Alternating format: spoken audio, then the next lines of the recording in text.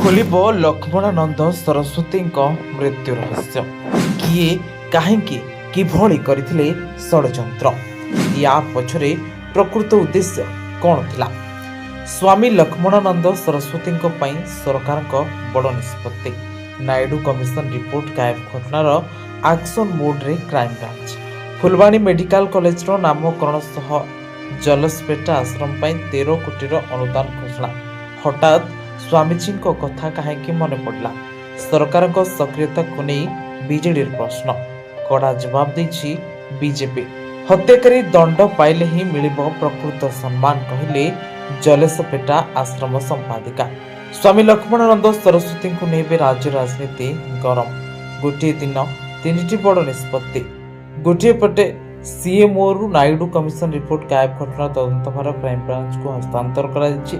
ଅନ୍ୟପଟେ ସ୍ୱାମୀଜୀଙ୍କ ସ୍ମୃତିକୁ ଚିରସ୍ମରଣୀୟ କରିବା ପାଇଁ ଫୁଲବାଣୀ ମେଡିକାଲ କଲେଜର ନାମକରଣ ସହ ଜଲସପେଟା ଆଶ୍ରମ ପାଇଁ 13 କୋଟି ଟଙ୍କାର ଅନୁଦାନ ଘୋଷଣା କରିଛନ୍ତି ସରକାର। ତେବେ ସରକାରଙ୍କ ଏହି ହଠାତ୍ ସକ୍ରିୟତା ପଛର କାରଣ କ'ଣ?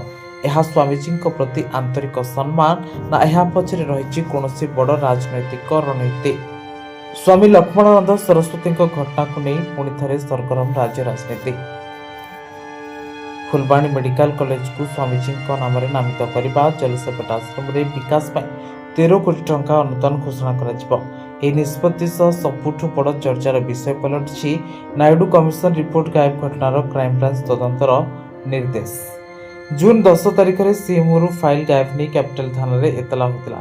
1.5 ମାସ ଧରି ପୁଲିସ ତଦନ୍ତ କରିଥିଲେ ବି କୌଣସି ସଫଳତା ନ ମିଳିବାରୁ ଶେଷରେ ମାମଲାକୁ କ୍ରାଇମବ୍ରାଞ୍ଚକୁ ହସ୍ତାନ୍ତର କରାଯାଇଛି। ନାଇଡୁ କମିଶନ ରିପୋର୍ଟ ଗାୟବ ହେବା ଗତ ବର୍ଷ ଅକ୍ଟୋବରରେ ମୋହନ ସରକାରଙ୍କ ନଜରକୁ ଆସିଥିଲା।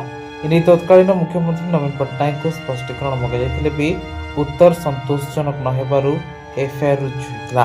ସରକାରଙ୍କ ଏହି ସକ୍ରିୟତାକୁ ନେଇ ପ୍ରଶ୍ନ ଉଠାଇଛି ବିରୋଧୀ ବିଜେଡି। ବିଜେଡି କହିଛି, ବିଜେପି 2 ବର୍ଷ କ୍ଷମତାରେ ରହିବା ପରେ ହଠାତ୍ ସ୍ୱାମୀ ଲକ୍ଷ୍ମଣାନନ୍ଦଙ୍କ କଥା କାହିଁକି ମନେ ପଡ଼ିଲା? ଏହା ପଛରେ କୌଣସି ରାଜନୈତିକ ଅଭିସନ୍ଧି ଥାଇପାରେ। ଅନ୍ୟପଟେ ବିଜେପି ଏହାର କଡ଼ା ଜବାବ ଦେଇ କହିଛି, ସ୍ୱାମୀଜୀଙ୍କ ତ୍ୟାଗ ଓ ଆଦର୍ଶକୁ ସମ୍ମାନ ଜଣାଇବା ପାଇଁ ନିଷ୍ପତ୍ତି ନିଆଯାଇଛି। ଫାଇଲ ଗାୟବ ଘଟଣାରେ ଜଡ଼ିତ କୌଣସି ଦୋଷୀ ଖସି ପାରିବେ ନାହିଁ। ସେପଟେ ଜଲସପେଟା ଆଶ୍ରମର ସମ୍ପାଦିକା କହିଛନ୍ତି, ସରକାରଙ୍କ ଏହି ପଦକ୍ଷେପ ସ୍ୱାଗତଯୋଗ୍ୟ, କିନ୍ତୁ ସ୍ୱାମୀଜୀଙ୍କ ପ୍ରକୃତ ସମ୍ମାନ ସେତେବେଳେ ମିଳିବ ଯେତେବେଳେ ତାଙ୍କ ପ୍ରକୃତ ହତ୍ୟାକାରୀମାନଙ୍କୁ କଠୋର ଦଣ୍ଡ ଦିଆଯିବ। ସ୍ୱାମୀ ଲକ୍ଷ୍ମଣାନନ୍ଦ ସରସ୍ୱତୀଙ୍କ ହତ୍ୟା ଘଟଣା ଓ ଗାୟବ ଫାଇଲକୁ ନେଇ ଆକ୍ସନ ମୋଡ୍ରେ ସରକାର। ଏବେ ଦେଖିବାର କଥା କ୍ରାଇମବ୍ରାଞ୍ଚ ତଦନ୍ତରୁ କି ସତ ସାମ୍ନାକୁ ଆସୁଛି ଏବଂ ଆଗାମୀ ଦିନରେ ଏହି ରାଜନୈତିକ ତର୍କ କେଉଁ ମୋଡ଼ ନେଉଛି।